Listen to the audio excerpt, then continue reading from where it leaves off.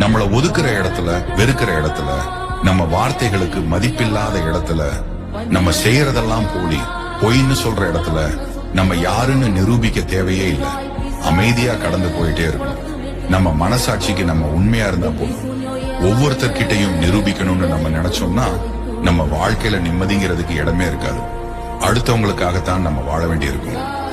உன் கஷ்டத்தை பிறரிடம் கூறினாள். அவர்கள் உன் மீது பரிதாபம் காட்டுவார்கள் என நினைக்காதே.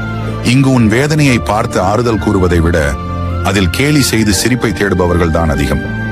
உணர்வுகளை புரிந்து கொள்ள காதுகள் இல்லாத இந்த உலகத்தில் நம் வேதனையை கூறாமல் நீயே உனக்கு ஆறுதலாகிவிடு. பிறர் சொல்லும் விமர்சனங்களை காற்றில் வீசு. உன் உள்ளம் சொல்வதை மட்டுமே நம்பு. சந்தோஷத்தையும் சோகத்தையும் தாங்கிக் கொண்டே நம்மை எழுந்து நடமாட வைக்கும் நம் மனதுதான் மிகச் சிறந்த நண்பன். ஒரு நாள் வலியோடு போதும், மறுநாள் வெறுத்து போகும். சில நாட்களில் எல்லாம் பழகி போகும். அவ்வளவுதான் வாழ்க்கை. சந்தோஷத்தையும் சோகத்தையும் தாங்கிக் கொண்டே நம்மை எழுந்து நடமாட வைக்கும் நம் மனதுதான் மிக சிறந்த நண்பன்.